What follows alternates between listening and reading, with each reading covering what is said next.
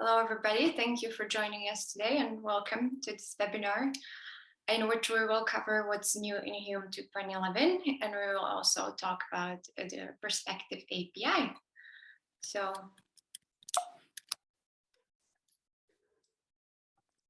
yeah, there we go. So my name is Alexandra and I'm part of the marketing team in GraphQL.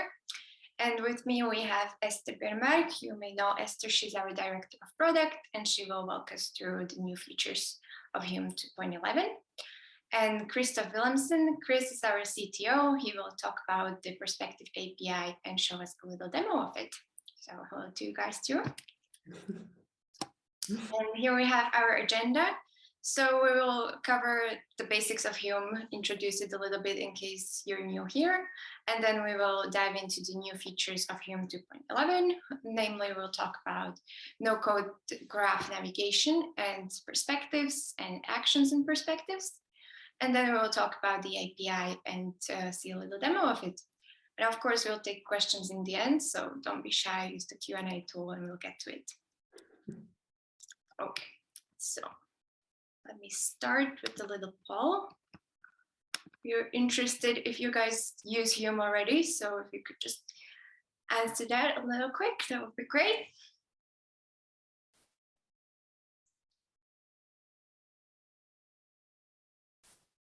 Okay, nice.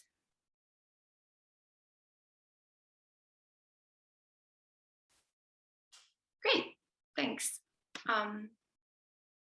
Can share the results if you can see it now. Most of you use Hume already, which is great. Thank you. We're happy to hear that.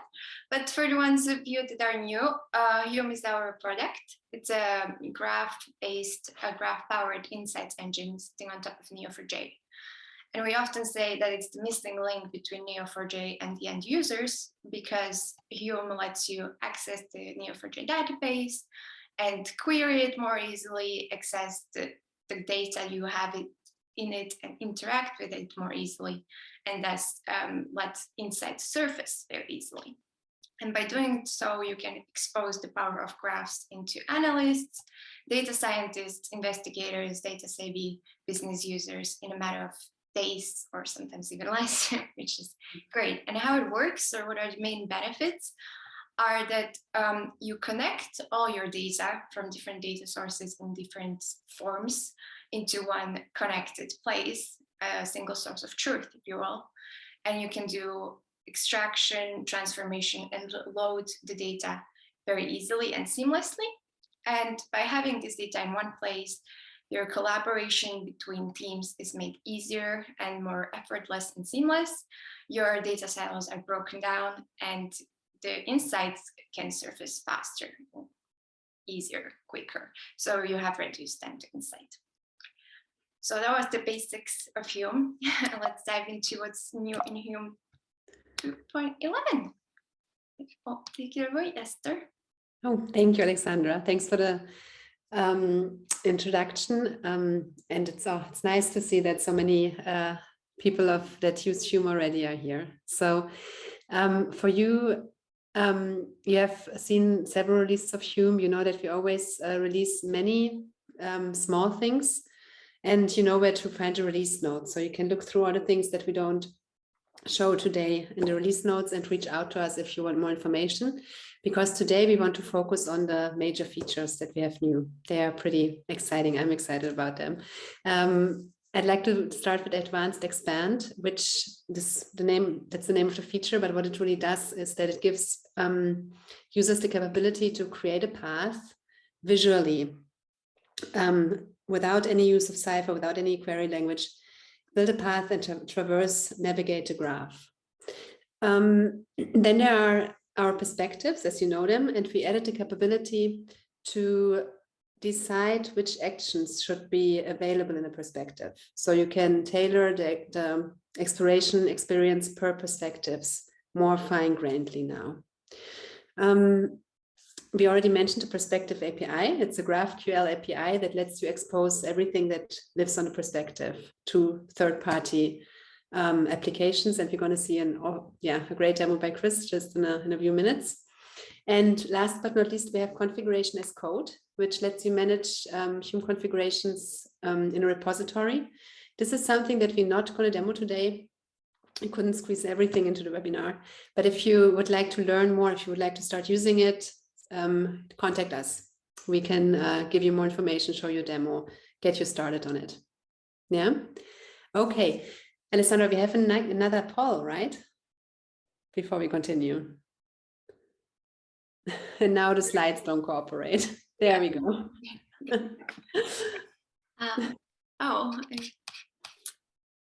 Sorry, my bad. Little technical difficulties here. Yeah, you have to do everything at the same time, right? Yeah, but it's not. I'm sorry. Take your time. Maybe I can give you a little preview on what the poll is about, but there it is already. There it goes. We're sharing the poll, so you can. This one is about how many people in the organization use Cypher or know how to write Cypher.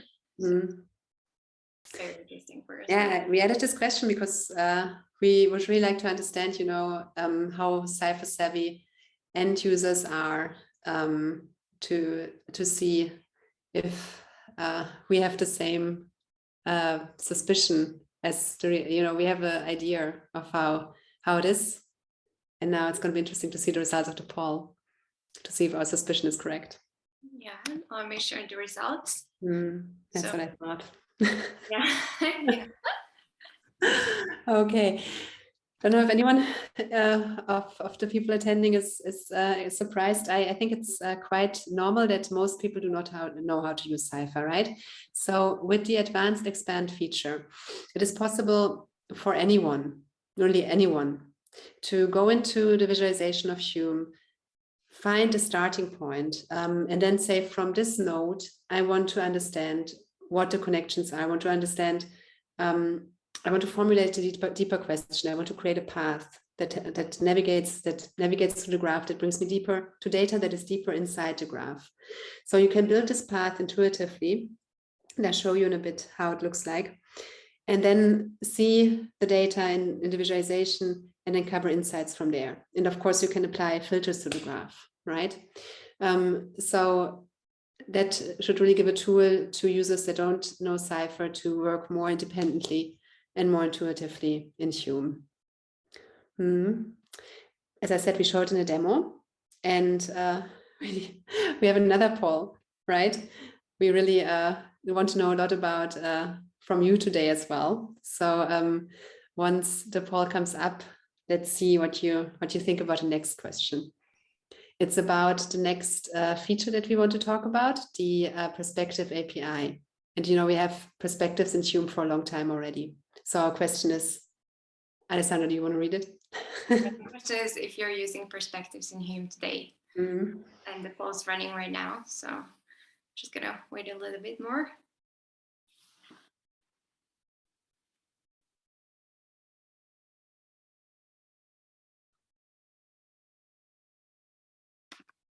Okay, so it's pretty equal split this time. Yeah, nice, good. So the majority does, the rest plans to, and only very few don't yet, right?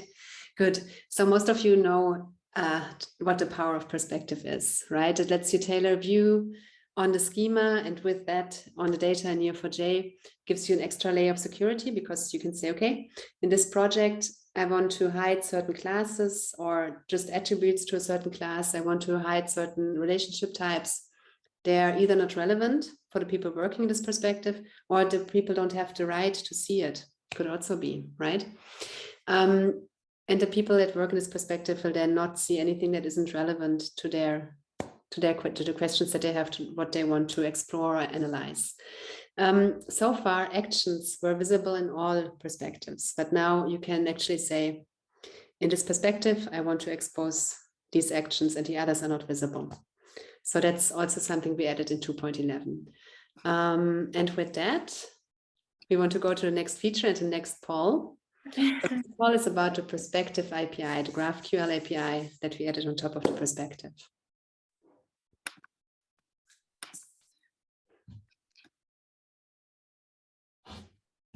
So the question here is if you'd like to expose data from Hume to other applications.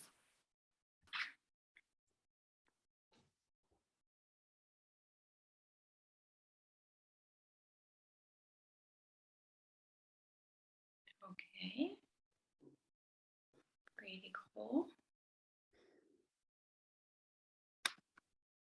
Yeah, so most of you said that they'd like to.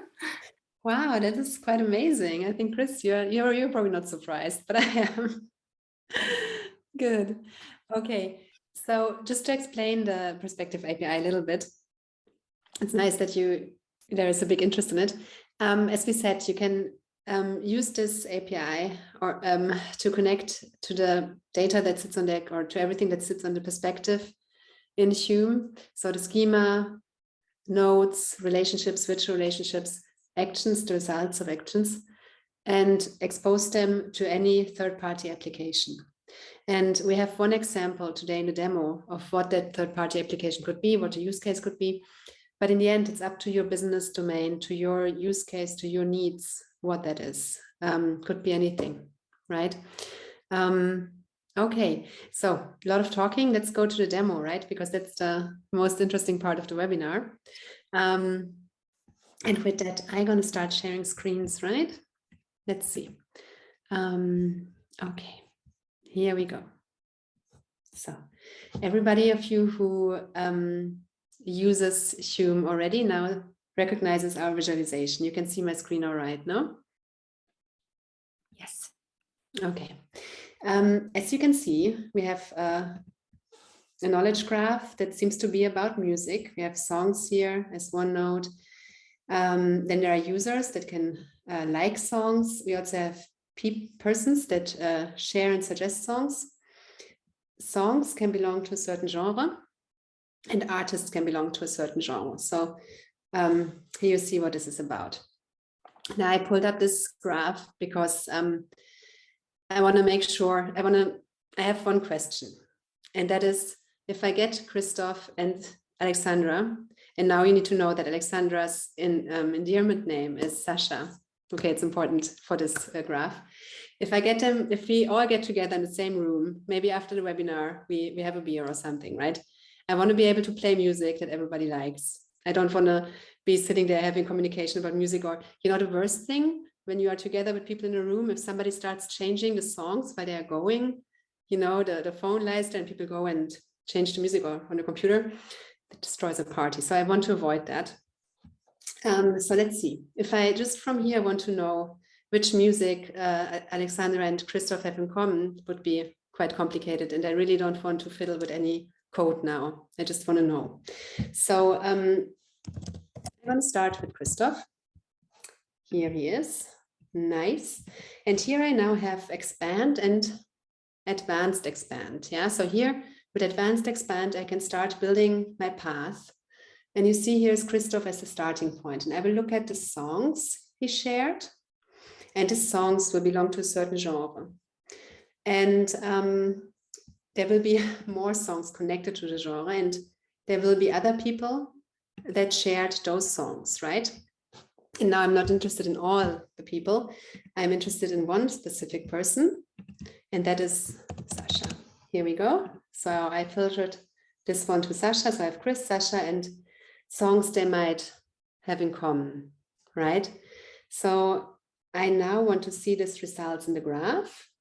And I already see it nicely displayed in the hierarchical layout, which already gives me a good view on if they actually have songs in common.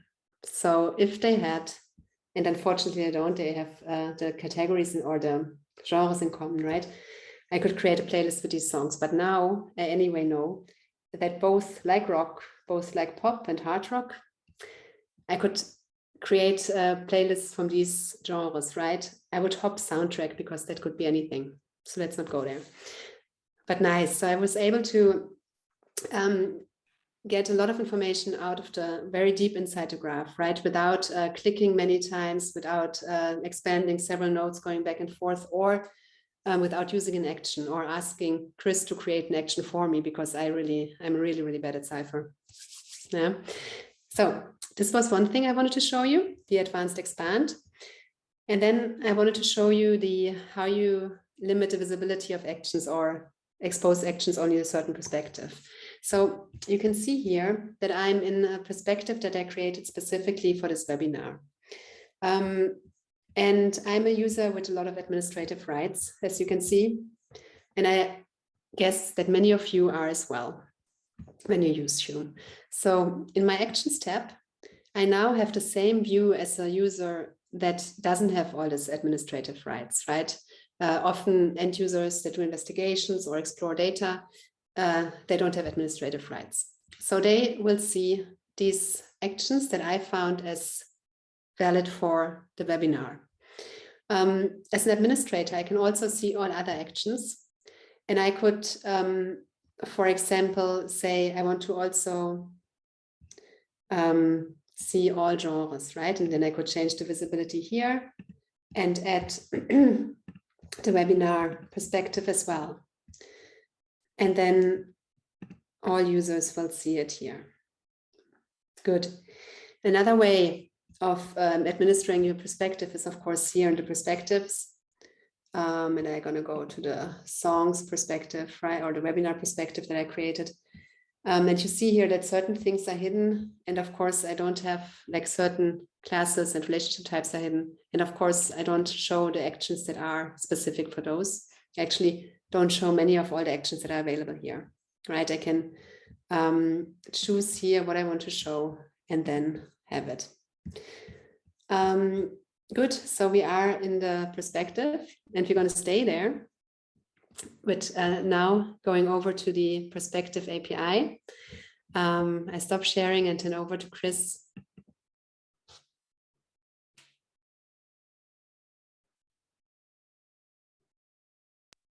Thank you. Can you see my screen? Yes. Perfect. All right, so thanks everybody for coming. I will demonstrate the GraphQL Perspective API. So I will start from a perspective. And you can see this is the visible schema of the perspective. So we actually hide the users. We hide a couple of relationships. And this perspective actually has a name, XML app, and is in a knowledge graph called songs, right? So in order to be able to connect to this perspective, in order to query data from Hume, you can create an API key so that you will not connect to Hume as a user, but as an application, right? So you can create an API key, for example, test 1, 2, 3. You can assign roles to that key, right? So we will use the concept of role in Hume to be able to decide and control what application can do against Hume. So for example, I will use geo analyst and I can give an expiration date. Once we create the key, we receive the token. You have to copy this token and keep it securely because you will not be able to view again this token later, right? So we have to create another one, right? So, but I've already created my key. So here the schema of the perspective will be used to automatically generate a GraphQL schema. So if you are familiar with GraphQL, you know, it's very schema-based, very typed. So if we use a GraphQL IDE, like here, we can actually get the schema, right, of the perspective, right? So you can see I'm connecting to the API on the GraphQL endpoint of the songs knowledge graph and the perspective XML application, which is the one we saw before, right? The schema is automatically generated. The GraphQL schema is automatically generated from the perspective schema, right? So you can inspect, right, that you have album with those properties, relationships from album to awards, album has track to songs, etc. Right? So you can also automatically query the data. For example, here, I can query from song. I want the first 2 songs. I just want the ID and the title. Right? So I get Back in Black and Yellow Submarine. We also did some small addition to be able to work better with full objects. So GraphQL allows you to generate to return only what you want, like ID and title, but sometimes you're interested to return everything, right? Because we just want everything. So you are able to do that as well. The beauty of using the perspective is that you can see here, I have a Spotify tempo, which is information that we gathered from Spotify. But perspectives allow you to really control the visibility of the data / information to users or application. So if I would go to a song here, and I would, for example, remove the Spotify tempo, right? So I would hide it in the perspective. If I go back to the GraphQL IDE and I refresh the schema, right, you will see that the Spotify tempo disappeared because it's not visible anymore in the perspective. So we will prevent external application to have access to this information, right? So you can go from hiding attributes, hiding nodes in the schema or relationships completely, right? Like user here, right? Esther showed previously that you can also control in a perspective in 2.11 the action of visibility.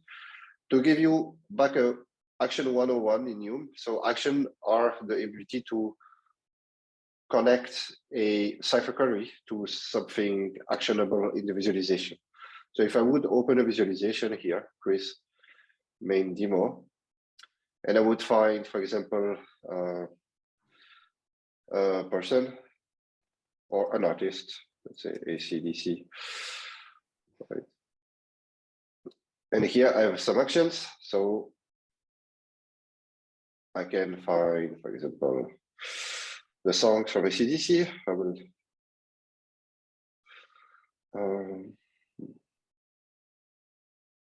right here. And here I have a action song card details. So this is a cipher query that will return me the details of a song as a table, right? So it's actually fetching a lot of data from the graph. So I get the song nodes, but also all the related network from that song, and I populate a table, right? So that will be displayed as a map. So I will just do here. So here you can see I have the YouTube, I have all the albums that contain, etc. But what is interesting is that by default, this action is not visible for the external application. So I can just say this action can be used in the external app perspective. I update the action, I go back to my IDE, I refresh the schema, and now I can see I have an action song card details here, which is very interesting because I enable also external application with advanced queries by just having to use a name in the query. So here I will, for example, take the one. So I can type here action song card details, ID one. Without anything else, I have all the information needed. So I know it's artist is AC/DC, it has this genre, this is the category, this is the title of the song, this is the tags. So it's fetched the whole network, right? So this was using a GraphQL IDE. Now let's see a concrete application using the GraphQL API. So here is a songs analytics dashboard. So it was made for the sole purpose of being able to make a demo. So it's very simple, but you can see here that actually this table is populated already by a GraphQL query. So I'm just saying song, give me the first 10 songs, right? So what I want to happen is that when I click on this song, I can populate the two cards here, right? So I will populate for Back in Black, for example, I have some graph here and I have the song details, right? So the song details is actually using the action that I enabled here, right? So this is the same information that is returned by the card, right? This is really using that. The graph here is actually recommending songs. So this is the similar song relationship we have in the schema, right? So actually, let's start from another song. So we'll go here. So let's take Back in Black. Back in Black. Right, and I will expand similar song, and I have the similar song. Right. Now, how do we compute similarity is an interesting aspect. So this relationship is not common. It doesn't exist in the graph, actually, in the database itself, right? It is actually computed on the fly by the help of a previous feature that we have, which is called virtual relationship, right? So this relationship, similar song, between song and song, doesn't exist in the Neo4j database. It's actually computed on the fly. How it is computed is defined here. So similar song, we say that for similar song, you find songs that are related with similar song by genre, right? So here, if I read the song having the same genre will be considered as similar songs. I can change the logic and say, I don't want by a genre, I want that to be considered similar song if they have a similar tempo, right? So I can add the path here to say similar tempo, create. Now, if I go back here, I actually do have different data coming back, right? So with Hume and the Perspective API, we are actually changing the abstraction against a graph by using virtual relationships, right? And it is instantaneous. So there is no compilation to do, nothing. You can even connect with multiple applications. They will all leverage the new logic that you introduced in your application, in the GraphQL API. Sometimes just traversing the graph is not enough. You can also say, I want to use this custom cipher query instead. So this is very specific to virtual relationships. So you can just go into our documentation to see how it works. But to show you here, I want to save. And if I check again here, I have again different recommendations, right? So this is very, very powerful, because here we just see changing the logic for one relationship, but you can also have longer path. So for example, a song is not directly connected to keywords, right? So I can actually, from a song, say related keyword, right? And say that for going from there to there, well, actually there is only one path, but I can do this. Create. Now, if you would first try with the visualization, this is not this one, sorry. Test external, and we'll use the external app here. Right. And first I want to find a keyword to make sure that I find the right song. Okay, expand, related keyword. Yellow. Okay. Related keyword. There's nothing else. Good. So if I probably over here, try yellow, submarine, and I would say expand related keyword. Well, this one has not. So what was the song with related keyword? So let's take back in black. No.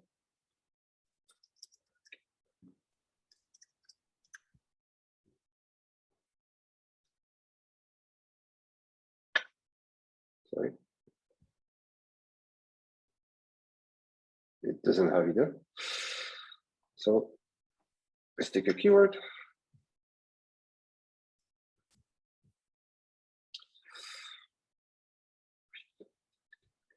Okay, here.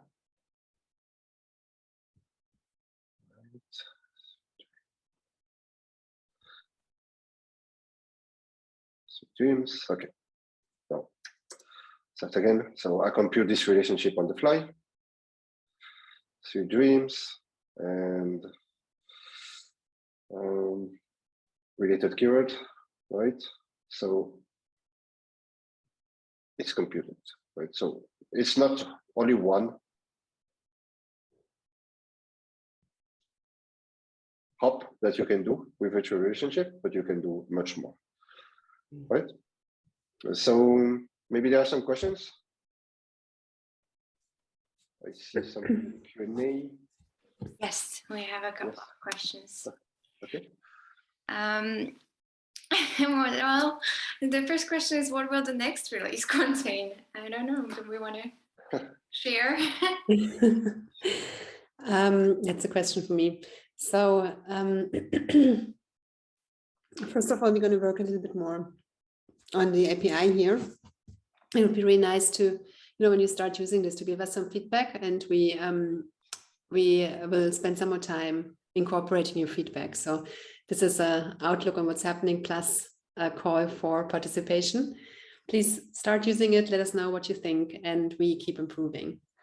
Then we are also focusing further on, we are currently working on making end users, or giving the possibility to end users to enter information into the graph or data into the graph. That's something that we start working on, and I hope the next release we already have a first minimal viable version of it. And then there are a few other smaller things. I guess we don't need to cover them all now. Okay, thank you. The next question is if we are planning to support API versioning. Good. Chris, do you want to go on that? I think maybe it's connected to configuration as code, right? Which you didn't cover.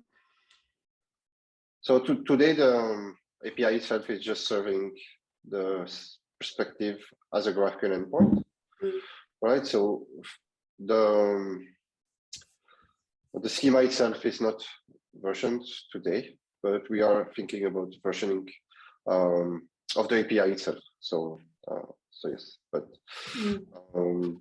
yeah. So generally, if you change the schema, the endpoint is changing as well. But if you cannot version the schema, you cannot version the API, right? So yeah. Okay. And then we have one about advanced expand. Can we create a path with an or condition? Yeah, that's possible. Okay. You can do that. I didn't show it in my example, but you can have or conditions. You can have, crossings and all that. Or branches, sorry. Is there a limit to how many conditions can we have in a path like that? Yeah, so we can currently, so currently, as you saw, there's one condition. Maybe I got the question before wrong. Sorry, I'm going to retract a little. So it is possible to create a graph, a path with one branch. You can also branch off. Then there are the conditions that you can apply, like the filters, and there we are currently limited to one. And the plan is, and you asked what's the next release, right? We always improve existing features, and that is one of the improvements we want to add here, that you can have, that you can apply several conditions up in those filters. So it will be in line with what we offer in grouping, where you can have several inclusion and exclusion rules. All right, great. Okay, the next question, sorry, is about, are there any special restrictions regarding what I can connect to through GraphQL API? Like in terms of third-party apps, right? Yeah, so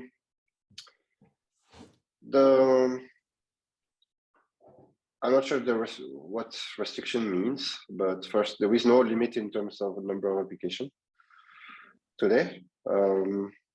So the thing is that each application will have a key, and the key are bound by rows. So really the restriction is you can make sure that certain application can only access certain instances of an Neo4j, certain knowledge graphs, certain perspectives, have access to certain actions, etc. So you will leverage the same fine-grained role-based access control you have in Hume for users, but also for applications, right? So it will be you will have the exact same possibilities. As we say, the GraphQL Perspective API is today in beta, so to get feedback, especially working with results as well. So we identify a couple of improvements we can do depending on the use case you have. for using the GraphQL API, because if you look here into this dashboard, right, you can identify two use cases. First is to use the GraphQL API to return scalar results, right? So you can you just really return data from the database and with the help of actions or whatever, but you just really return key value pairs of information, right? The second use case is really the graph visualization, right? So in some needs, you might want to connect other systems to Hume, like especially for investigation, etc. So here you want to work more with graph data, right? Which is not very suited to GraphQL. So this is why we did a lot of work to be able to work easily with graph data. So with nodes and relationships, like it's a bit of fun, right? Because there is graph in GraphQL, but really working with a real graph is very hard in GraphQL. So we did a lot of improvements on the GraphQL spec itself to be able to work easily and be able to leverage Hume to act as an abstraction layer on top of the database itself. So to be able to represent, for example, connection between nodes which are in the database stored for performance-wise as with an intermediary nodes in the middle, right? You will be able to have it visualization-wise and on your external apps as just one relationship, for example. So this is very important, a very important step actually, to leverage Hume to act as a layer on top of the database. Yeah, so we will do a lot of improvements there as well, but it's already, yeah, we're really looking for feedback as well for people working with GraphQL. Yeah, okay, and one more. Will the API key usage be extended to other parts of Hume, for example, schema management or orchestra workflows? This is for you, Esther. Actually, it's a nice idea. We haven't thought about this yet. So let me take it back and consider it. Yeah. Okay. Mm-hmm. Okay, great, thank you. And actually a couple more questions just came in, so let me ask those. What is the maximum number of nodes on the visualization screen? Good question. It's a lot. I don't think, do we have a maximum number, Chris? We don't have a maximum number, but it really depends on a lot of things. It depends on the that we recommend, right? Well, sorry, Chris. It depends. It depends a lot on the styling that you have of the nodes. So if you have badges, flashing badges, icons, donuts, etc. So it really depends. But we have customers doing approximately 5 to 10 nodes, 10,000 nodes visualizations with a really decent amount of relationships. So, but it really depends also on the hardware, of your laptop or desktop that you have. So yeah. The other thing that it depends on is if it makes sense, right? So you can have, as Chris said, 10, 20,000 nodes. Do you want that, right? So what does it give you? So it's possible. And then the question is, from there, you want to zoom in to a closer view, right? You want to see the patterns in the big view, and then you want to do the analysis in a smaller view. And that's both supported in Hume, of course, but then depending on the computing power that you need, you'll see if it makes sense. Yeah. Okay. And could you guys show the ingest part where you have transferred your sample details? What is the sample? I mean, the ingest part is orchestra generally, but this is definitely not the purpose of this webinar. Of course, we can show that, for example, here is right. We have workflows that take data and write to Neo4j, or we can connect to the Spotify API, right, to enrich information. So this is how we got the information about the tempo, and we have the jars from iTunes. So I believe it should be here, jars. Right, so we search on iTunes here. So we get the song ID, iTunes, and then we write back to Neo4j. So yeah, we like showing orchestra and the capabilities of orchestra would be almost a 1 hour webinar as well. So, I think this answers your question. Thank you. Okay, that was it for the questions and for the demos and for the webinar. Thank you everybody for joining. I will send out a follow-up email with the recording of the webinar, and also we'll provide some links where you can provide us feedback or submit your ideas and questions, of course. So thank you very much and have a nice day. Thank you. thank you. Goodbye.